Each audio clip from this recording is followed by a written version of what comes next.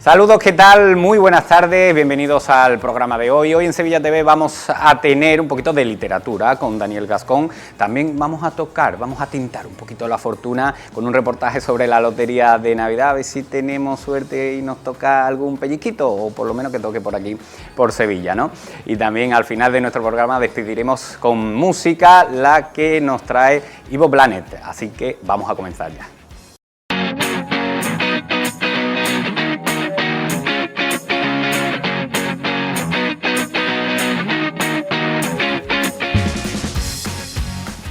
Bueno, vamos a empezar Sevilla TV de hoy y vamos a hacerlo hablando de un libro que nos viene que ni pintado para cómo está la situación política de nuestro país. Se trata de Fake News de Daniel Gascón y decimos que viene que ni pintado porque es una sátira de cómo está la situación política y la clase política en nuestro país, reflejando un poco la realidad a la que estamos obedeciendo, que muchas veces supera incluso a la ficción.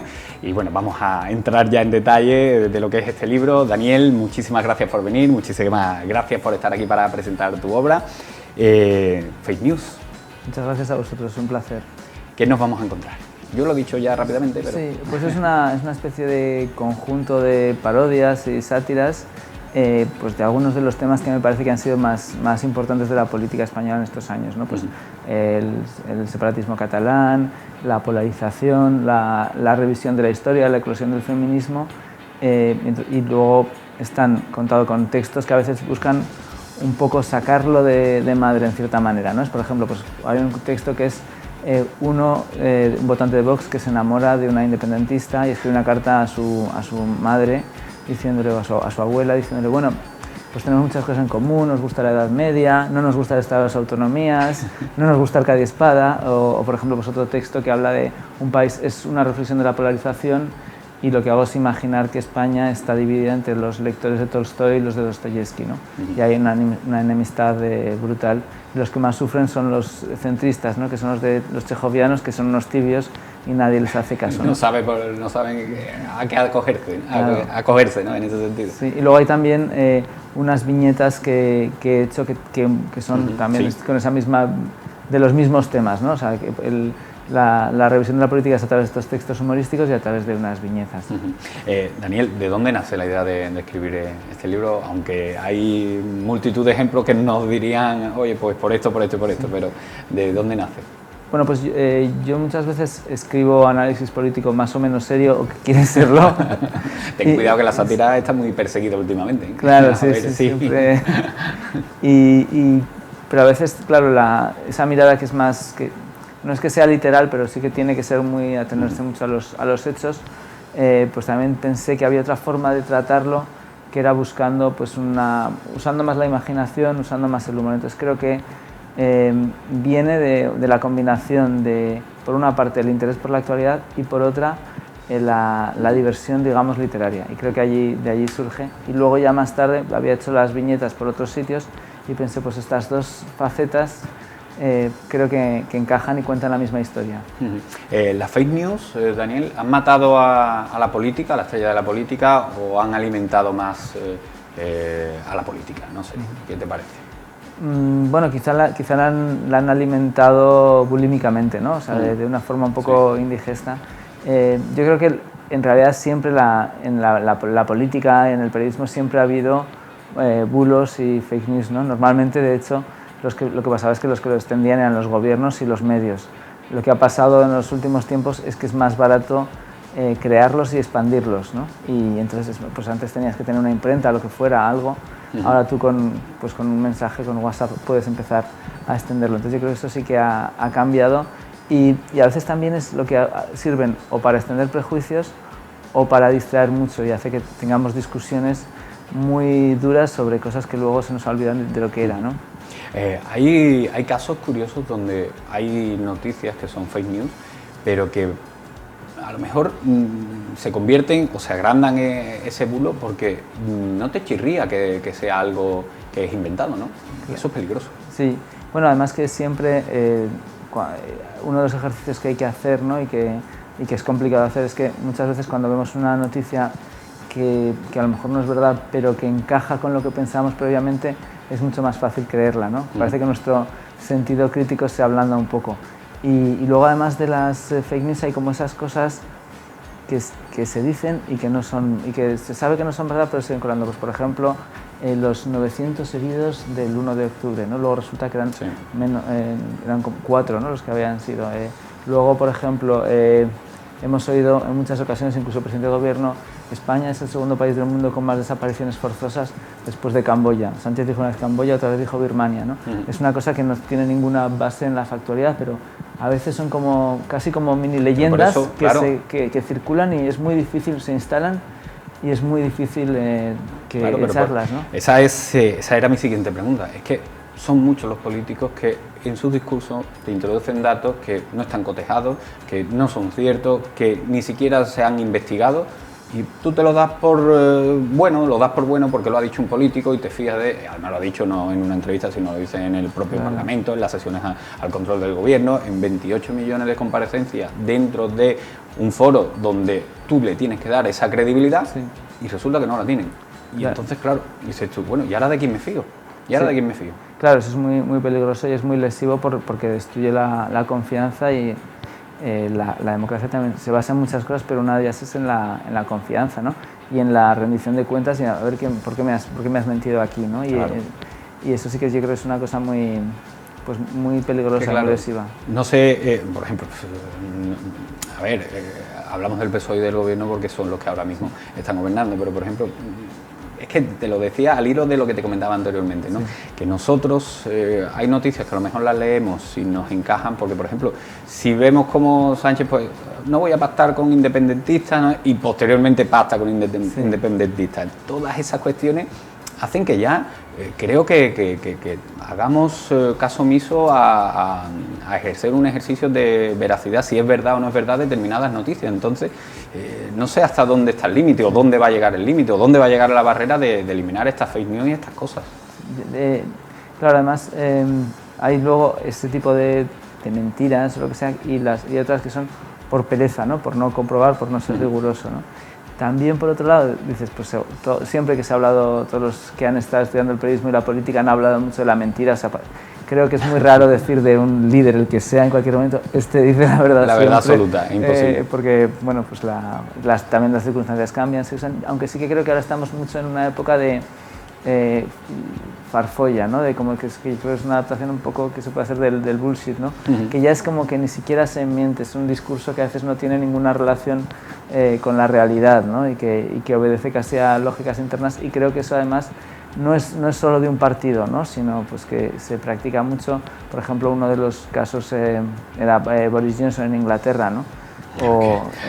Tremendo, ¿no? Sí. Esos son de los típicos casos que la ficción supera a la realidad, ¿no? Claro. No sé si te ha pasado o si te lo preguntas algunas veces. Sí, eso pasa con mucha frecuencia, ¿no? Porque además yo creo que claro, cuando estás, según el género que estás practicando, pues también tienes el ojo entrenado para verlo muy fácilmente. Entonces muchas veces la realidad es más satírica y exagerada que la sátira misma, ¿no? Yo recuerdo, ahora que mencionaba lo de Johnson, veía que en una época en Wikipedia ponía hijos al menos 5, ¿no? O sea, no se sabía cuántos tenían, ¿no? Que parece también que no se me habría ocurrido a mí para meterlo en el libro un personaje. Al final vas a tener que hacer una segunda entrega, claro, porque yo creo que incluso dándole la vuelta, lo que era fake news, no, resulta que es verdad. Claro, tachar el fake news. Sí, de alguna manera hacerlo un diseño de la portada tachando el fake, porque es increíble.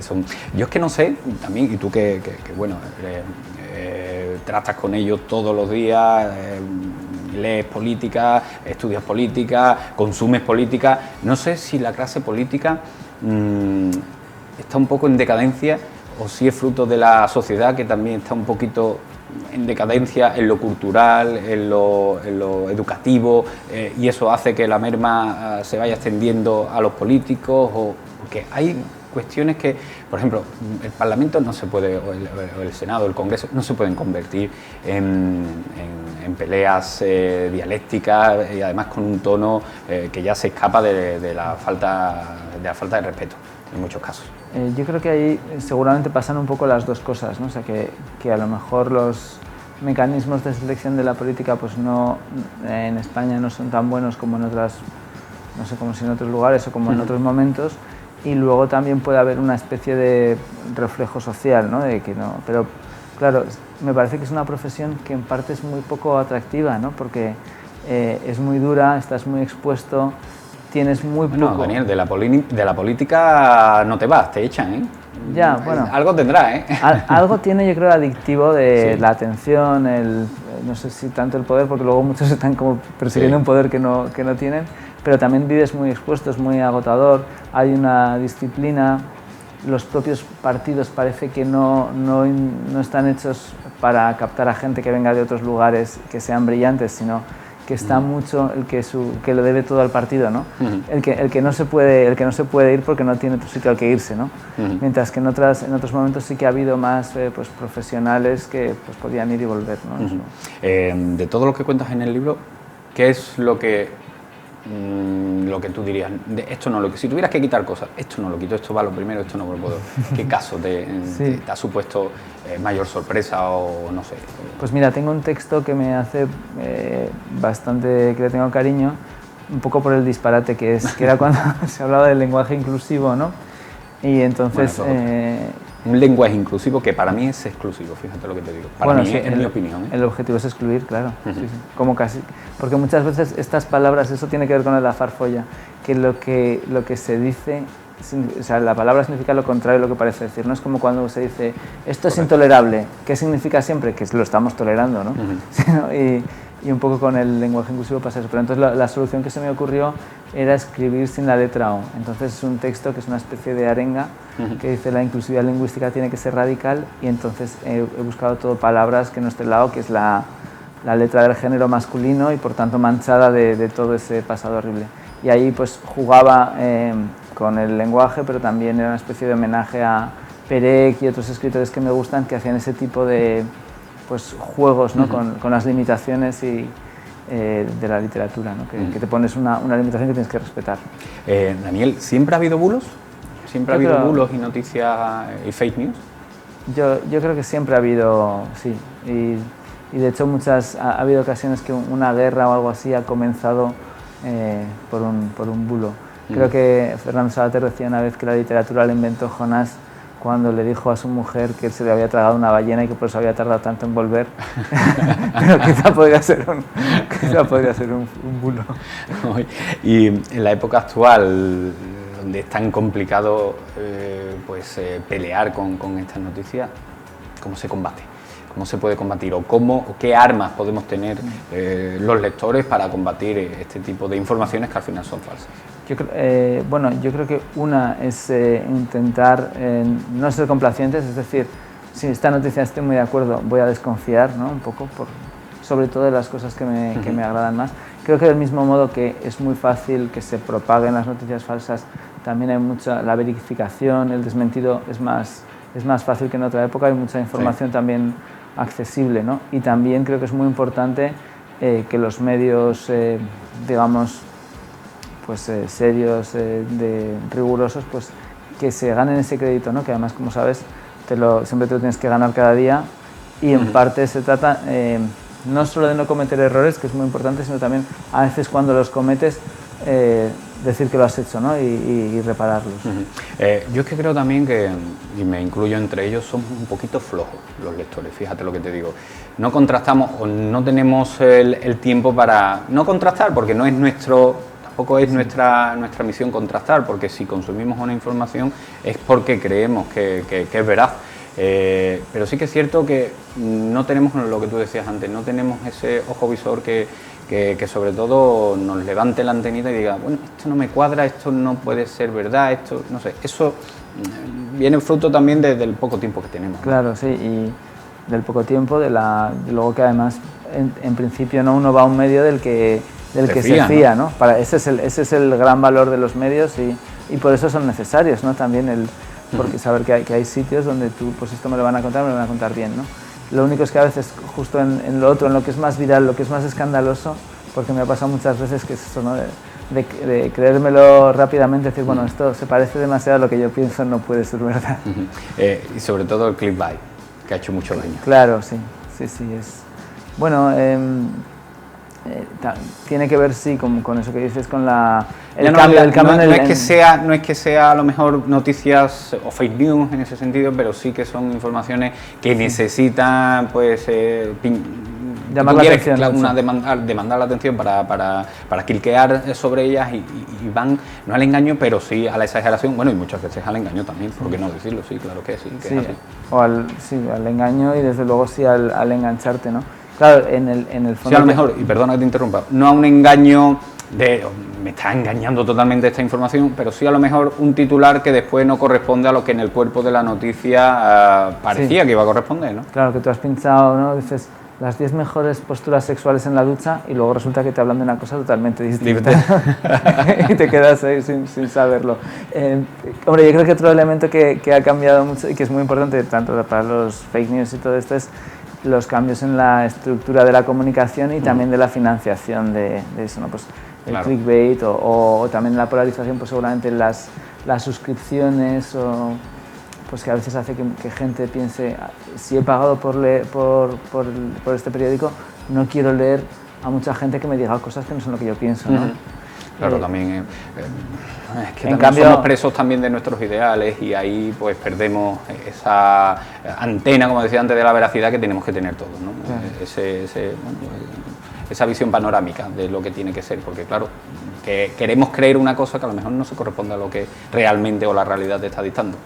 Sí, bueno, eso yo creo que eso, hay una parte que forma parte, es un elemento de la naturaleza humana, ¿no? O sea, que siempre nuestras ideas, claro que son muy importantes, que las necesitamos, que son lo que nos organiza el mundo, pero a veces también tapan la realidad, ¿no? Totalmente. Eso es, en realidad la novela más importante española, El Quijote, trata de eso, justamente, ¿no? De, como también en la versión paródica y humorística, pero es un poco eso, ¿no? Daniel, ¿cuántas veces te has reído tú solo escribiendo el libro? Porque te has tenido que reír alguna que otra vez, ¿no? Sí, me he divertido escribiéndolo mucho, la verdad, y luego además, cuando pues a veces se lo mandas a alguien, no se te ocurre la idea, se lo cuentas para ver si, no sé si es una viñeta, claro, alguna amiga, la reacción que tiene, ¿no? Claro, no sé, ¿cómo reacciona? Para ver cómo ha funcionado, ¿no? Porque es un tipo de registro que lo necesita. Entonces, no tanto como reírme, pero divertirme sí que me he divertido mucho. ¿Y estructurarlo? ¿Ya eso te ha llevado tiempo, el plasmar la idea como tú la querías? Sí, fue un poco intuitivo, porque yo tenía por un lado los textos y por otro las viñetas, y no se me había ocurrido que podían ir juntas en el mismo libro, ¿no? Y un día sí, pues tuve esa ocurrencia y pensé, bueno, pues voy a ver cuáles son un poco los temas comunes, ¿no? Y conforme a eso, pues lo organicé casi como si fuera un collage, ¿no? Que iba pegando las viñetas así. Tiene su complejidad. Yo, para mí, que muchas veces puede parecer que es fácil, pero casar imágenes con texto, oye, que tiene su aquel, ¿eh? Sí, tiene que... Claro, pero es parte de la diversión. Claro, pero que tiene que tener un sentido, tiene que tener una intención. Sí. Sí, y eso no, para mí no debería ser, para mí no es fácil, bueno, ya te lo digo. Pero seguro que sí, además como esto vas haciendo y se te ocurren más, ¿no? O sea, haces una viñeta y te cuesta que se te ocurra, pero cuando has hecho 2 o 3 ya estás casi pensando en viñetas como cuando haces columnas o haces otro tipo de cosas. Y sí que pero ese juego que es muy físico, ¿no? Digamos, porque la escritura pues al final es más mental, ¿no? Pero me gustaba de dibujar, pues hacer cosas con las manos, ¿no? No sé si habrá algún político que te llame especialmente la atención donde se le puedan dedicar, no fake news, pero sí, no sé, una biografía de su carrera satírica, de sátira. No sé si habrá alguno, o si lo has pensado, porque bueno, ahora se me vienen a la idea alguno que otro. Sí, hombre, la verdad es que hay muchos, ¿no? No lo había pensado porque digo, claro, dedicar una... Que claro, hablando contigo sí. me surgen también ideas y alguno que otro tiene para contar varias historias. Claro, siempre sabemos más de los que son más poderosos, ¿no? Entonces, por ejemplo, dices, Rajoy sí que tiene esos componentes que son de un personaje muy claramente cómico, ¿no? Y también el estereotipo así más de los antisanchistas, pues casi te sale... Y no solo solamente españoles, Donald Trump, por ejemplo, Boris Johnson, por ejemplo, también. Merkel también tiene, Merkel también tiene alguna que otra. Sí, yo creo que todos pues Trump, por supuesto, no sé si yo querría, casi es difícil satirizar a Trump, porque creo que su género sería otro, porque es un género más desagradable, ¿no? Pero por ejemplo, la figura de Merkel así tan como recluida y tal, creo que podría ser. Además, la mujer de hierro, sí.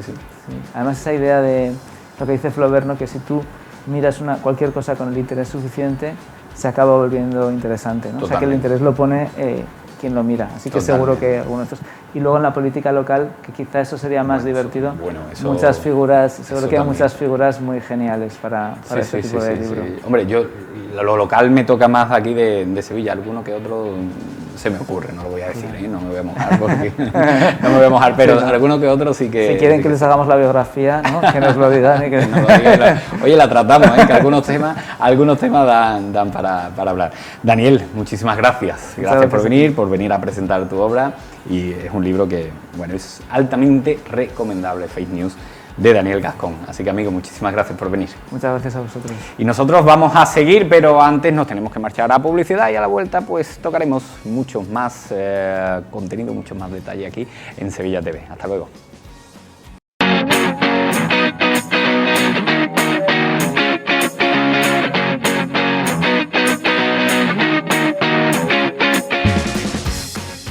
Bueno, ya lo habíamos comentado en nuestro sumario, íbamos a tocar un poquito a la suerte, a la fortuna, a ver si nos toca algo, aunque sea pues lo último, pero bueno, algo que nos haga pues afrontar con un poquito de ilusión estos días de Navidad, porque ya está aquí el 22 de diciembre, ya está aquí el sorteo. Nosotros nos hemos pasado por la administración del Gato Negro, que nos ha contado algunas peculiaridades de todos los sevillanos que van a comprar allí sus décimos de lotería. El número preferido, pues fíjense, el número 13, así que vamos a ver este reportaje.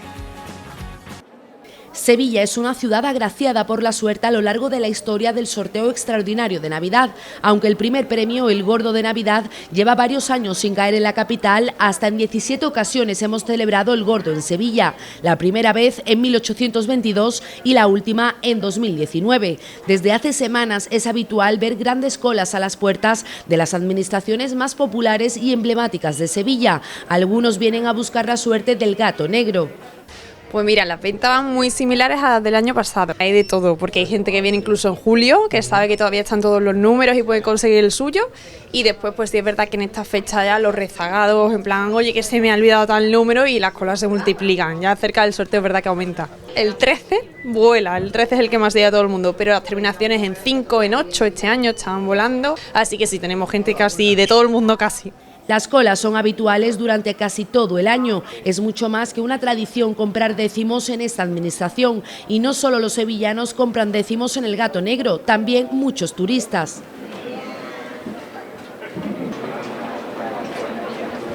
Yo el 92041 y el 23776. Yo el 23773. Normalmente somos de Mallorca y como estamos visitando toda Andalucía vamos comprando un sitio diferente cada uno. Hoy he visto que se llama El Galán y me ha gustado la terminación, el nombre sobre todo. Nosotros solemos venir a Sevilla en estas fechas porque no somos de aquí y siempre compramos aquí, o sea que cada año compramos indiferentemente unos u otros. Siempre venimos aquí a Sevilla para comprar ese número. Vengo de Holanda a Sevilla para comprar números. Con que me lo llevo para Holanda.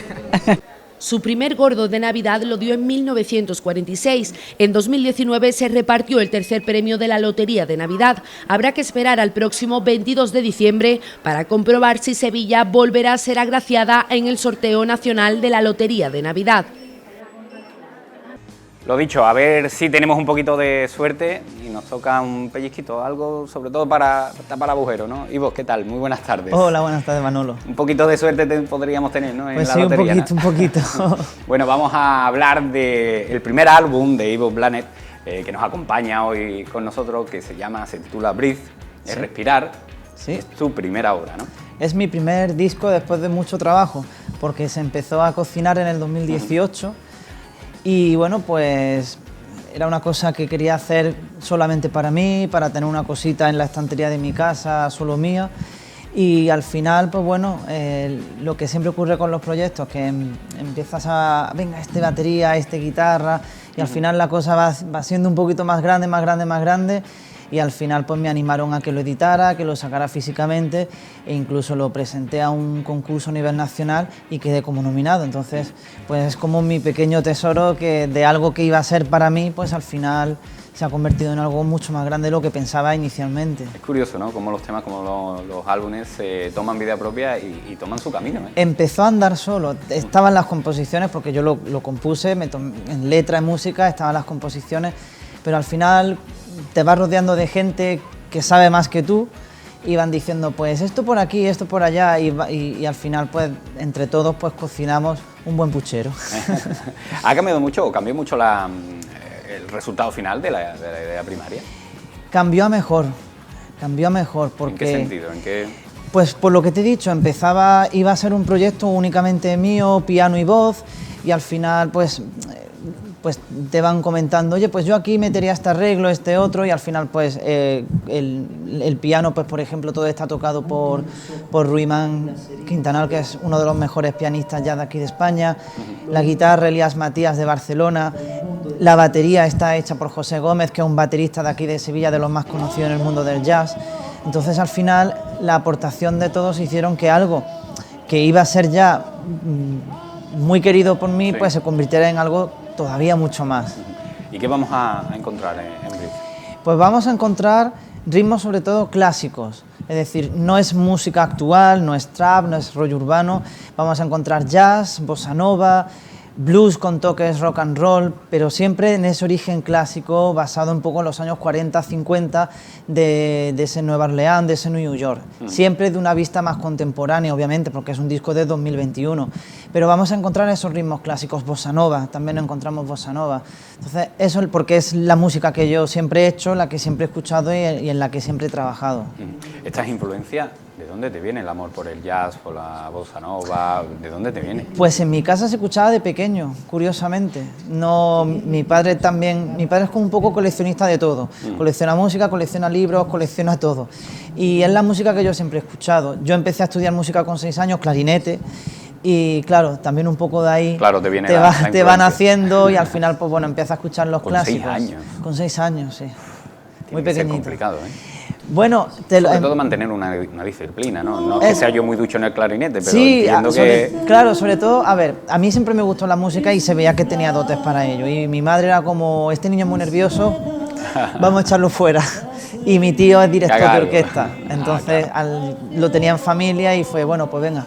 Yo quería tocar saxofón, pero al ser tan pequeñino no me llegaba el dedo. Sí, pero claro, van los genes, ¿no? En ese sentido, porque también se te tiene que hacer el oído a que te guste ese tipo de música, porque claro, de tan pequeño es una música muy seria para un pequeño, para un niño. Sí, y además contradictoria también un poco por otra rama de mi familia, porque yo en mi familia tengo cantadores flamencos. Anda, fíjate. Además bastante conocidos de Granada.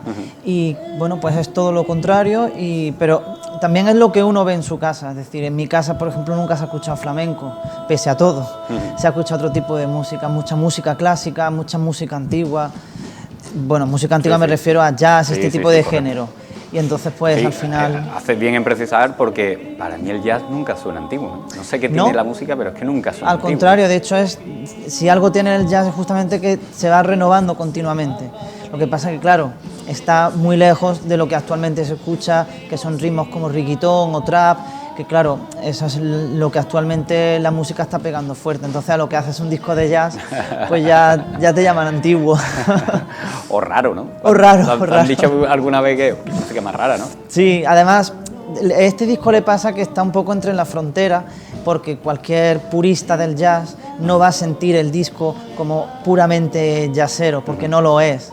Pero claro, esa es la grandeza que tiene la música, que al final vas cogiendo mezclas de diferentes estilos y creas el tuyo propio. Sí que es cierto que tiene una base muy grande de jazz, pero después tiene muchos caminos. Mira, yo para estos casos hago mía una reflexión que mantuvimos en una charla aquí con Junior, que el rapero sevillano. Sí, conozco a Junior Míguez. Que decía que, bueno, yo le preguntaba, ¿no?, las numerosas críticas que ha tenido por parte de muchos puristas del rap, al versionarlo con el flamenco, y él me decía que bueno, él había nacido en Triana, que se había criado en Triana y que obviamente le gustaba el rap, que moría con muchos cantantes de rap de Estados Unidos, pero que él obviamente no podía aplicar o no podía hacer un rap de Estados Unidos porque había nacido en Triana, con lo cual que eso era algo que era incluso hasta contradictorio, porque también a alguien que le guste el flamenco en Nueva York, pues no va a cantar un flamenco en Nueva York, como es imposible, es que es así.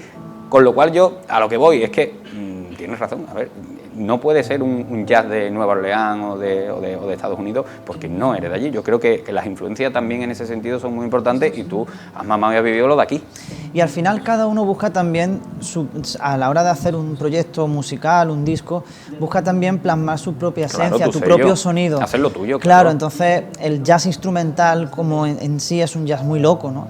Todo lo de es un jazz muy loco. Claro, esto es un jazz enfocado más a un vocal, es decir, no guarda esos...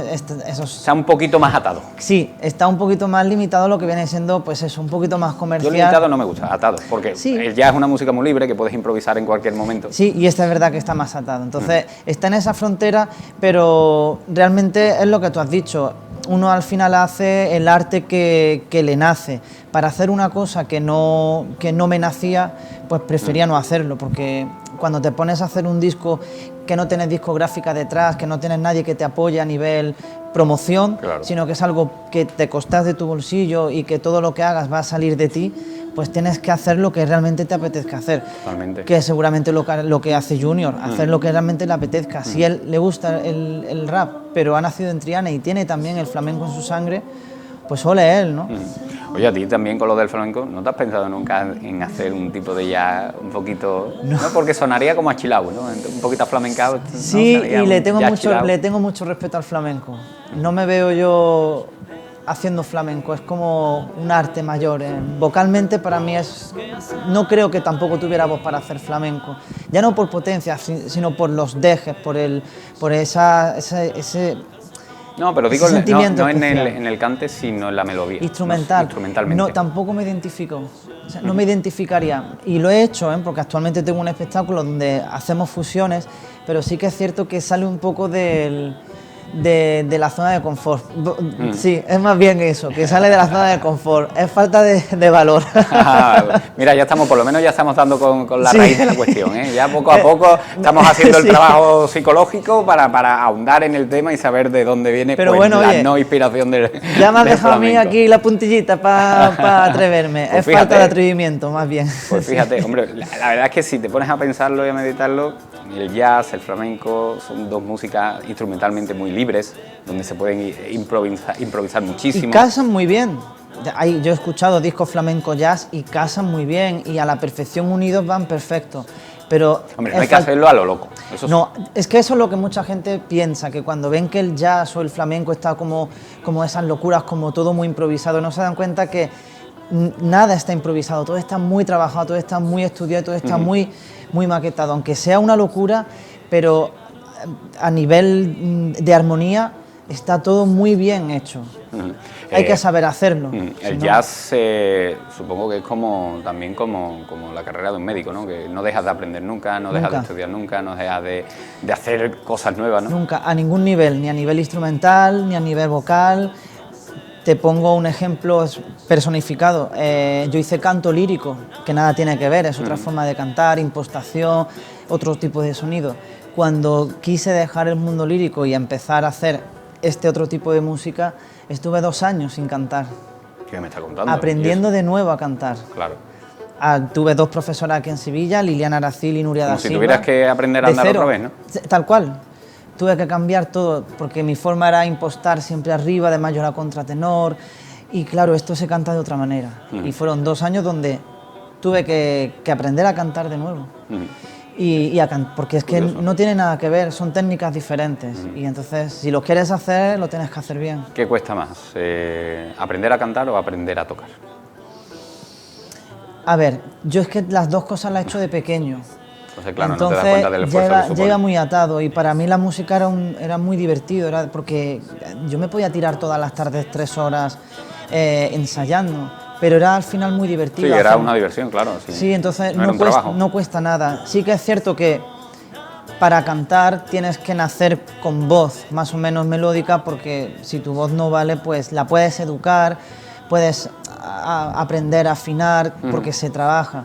Pero sí que es cierto que si no tienes el instrumento, si no tienes una voz bonita o mínimamente bonita, pues, a ver, puedes hacer arreglitos y tal, pero... Y el instrumento sí que es cierto que exige más disciplina porque sí puedes aprender a tocar y cantar, aunque puedas aprender a cantar, tienes que tener la voz. Aunque te digo, hay que educarla, hay que trabajarla mucho. Yo tengo ya 38 años, yo llevo trabajando mi voz y educando mi voz prácticamente pues 20 años.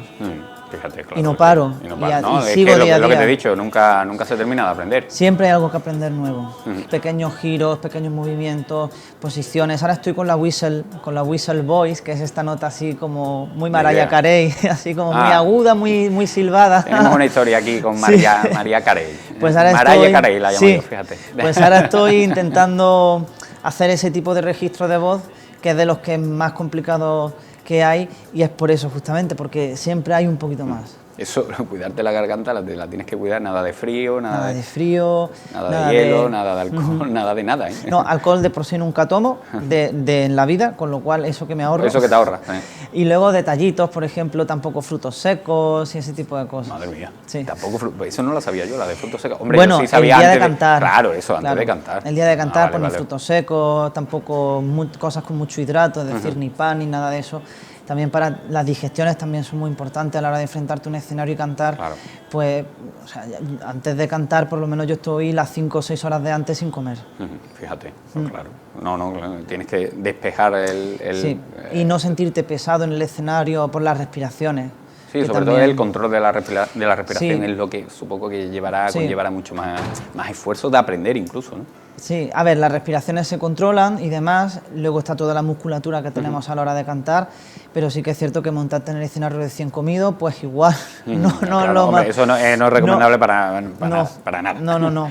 Te iba a preguntar, ¿has estado en Nueva Orleans? ¿Has visitado Nueva Orleans para conocer? ¿Qué va? Yo es que tengo dos amigos que han ido y me hablaban maravillas de eso, precisamente, de cómo suena allí. Es un colorido diferente, porque también les gusta mucho el jazz y me lo comentaba que es un colorido totalmente diferente. Tengo pendientes varios viajes en Estados Unidos y además que yo tengo gente allí, es decir, que es como que debería de ir ya. De hecho, iba a ir el año pasado y al final no pude ir y está pendiente de ir. Oye, pero bueno, afortunadamente hoy día todo lo que se hace, toda la música que se escucha, que eso es bueno y malo, porque al final hay tanta oferta que es inabarcable. Sí. Pero sí que es cierto que si buscas, encuentras pequeñas joyitas y entonces, bueno, pues te puedes, en tu misma casa te puedes hacer un pequeño Harlem.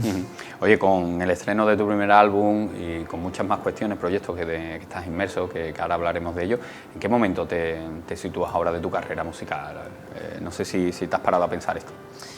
Pues mira, curiosamente el otro día los músicos, ¿sabes qué nos pasa? Que enfocamos siempre, tenemos como esa especie de nube negra encima que decimos, este es el último concierto, ya el año que viene tendremos la agenda vacía y demás.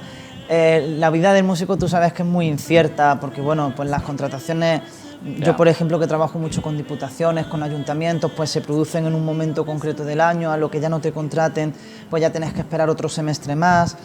Entonces sí que es cierto que ahora, si yo miro atrás, pues estoy en uno de los mejores momentos porque he tenido la suerte de ir enlazando pequeños proyectos que se han ido haciendo grandes y al final pues siempre estoy o con uno o con otro o incluso, bueno, pues este verano por ejemplo en mi casa estuve muy poco tiempo porque estuve en Valencia, no sé qué, me recorrí Extremadura, entonces bueno, pues el año que viene pues no sé cómo se va a afrontar. Yo estoy contento con lo que ha pasado este 2022, el 2021 también, pese a que veníamos arrastrando un poco la pandemia. Todavía los restos de esta maldita pandemia. Y si yo miro atrás y me comparo conmigo mismo, porque es lo más importante siempre, compararse contigo y con tus trabajos anteriores y no con lo que hace el artista que sale en televisión porque es inabarcable, pues digo, ostras, pues este 2022, pues muy bien. 2023, pues ya veremos. También te quería preguntar, obviamente, por esos proyectos, por los proyectos que tienes también entre manos, porque algunos hay, ¿no?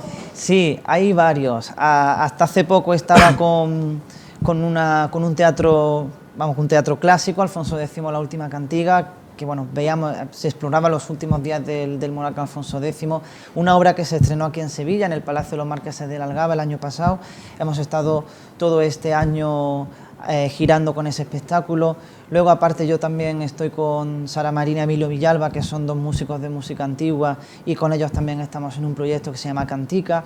Y luego mis proyectos creados por mí, porque cuando eres músico también tienes que claro, procurarte las habichuelas. Y promocionarte, claro que claro, sí. Y entonces tengo varios proyectos. Ahora el que más se está moviendo es Lorca, la música andaluza viaja a Nueva York, que es una revisión de esos temas de Lorca pues llevados al jazz, al swing, al blues con toques de rock. Y otro espectáculo que es muy bonito, que se llama Jugando con la música, que lo que hacemos es coger éxitos que todo el mundo conoce, tipo Devuelve a mi chica o La Puerta de Alcalá y demás, y nos imaginamos también como si fuéramos una banda de jazz y le damos una vuelta y jugamos un poco con el público para que averigüe qué canción hay detrás, porque parece mentira, pero en cuanto cambias una canción de rítmica es otra completamente y te cuesta reconocerla. Entonces estoy volcado sobre todo en Lorca, que es el que más se está moviendo, jugando con la música y bueno, por supuesto mi disco. El de Lorca, en los patios fue, ¿no? En Córdoba. Bueno, este año se ha hecho en varios sitios. Se estrenó también aquí en Sevilla, con Diputación he hecho varios Lorcas también. Hace poco, ¿no? Aquí en Sevilla fue hace poco. En Valencina se hizo ahora este verano y después ahora se ha hecho en este verano también se hizo en Rute, en Córdoba, que se inauguró el Festival de los Patios, lo inauguramos nosotros con el espectáculo, porque bueno, en Córdoba están los famosos patios de Córdoba como ciudad, pero también a nivel provincial hay un concurso y el ganador fue el Patio con Duende en Rute, hicieron un festival y lo inauguramos nosotros con el espectáculo de Lorca. El espectáculo de Lorca que cuenta pues el viaje que tuvo el poeta a Nueva York, que como bien hemos comentado antes, fuera de cámara, fueron muchísimos los pormenores negativos que vivió, pero que también anteriormente sí disfrutó de la ciudad y de la vivacidad que tiene una capital del mundo como es Nueva York.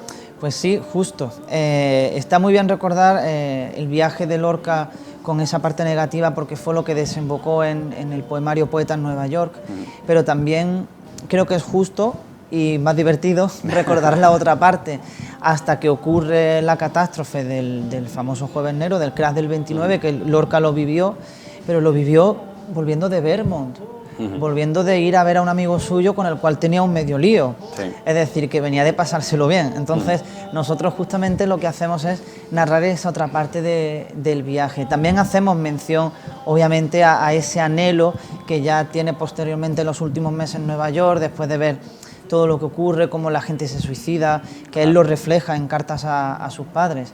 Pero es muy curioso porque Lorca vivió de lleno el renacimiento de Harlem, que en aquel momento no tenía ese nombre, claro, se le puso después. Y sin embargo hay muy poca gente que hace mención a eso, de las veces que Lorca iba a los clubs de jazz, escuchaba la música negra, se metió dentro del movimiento del renacimiento de Harlem a través de la mano de la escritora Nella Larsen, que era una escritora afroamericana que luchaba por la igualdad de la mujer negra frente a la mujer blanca. Y eso lo vivió Lorca de primera mano, y hay cartas que Lorca escribe a su familia hablando de ella, de cómo la música negra le embriaga, y no se ha ahondado nunca sobre ello, y nosotros en este espectáculo es lo que hacemos. Bueno, pues Ivo, muchísimas gracias por venir a presentar tu primer trabajo, Breathe, altamente recomendado para esos amantes del jazz, de la bossa nova, y nada, amigo, que muchísimas gracias por venir. A vosotros, y quiero decir una última cosita, porque el 24 de enero... claro, que no te he preguntado. Sí, el 24 de enero, tú sabes que los años musicales empiezan a partir de marzo. Sí, totalmente. Pero bueno, hemos tenido la suerte de que este año lo vamos a empezar antes, y el 27, que es viernes, el 27 de enero vamos a estar en Espartinas, en el Auditorio Municipal de Espartinas, justamente con la obra de Lorca, con lo cual tanto el público de Espartinas como el público de Sevilla que se quiera acercar a verlo, pues estaremos allí con el espectáculo de Lorca. Gran pueblo. Pues muchísimas gracias, allí estaremos. A vosotros. Y gracias. Nosotros nos tenemos que marchar, nos tenemos que ir ya, deseándoles pues que pasen una feliz tarde, y mañana pues traeremos más cosas por aquí, por Sevilla TV. Hasta mañana.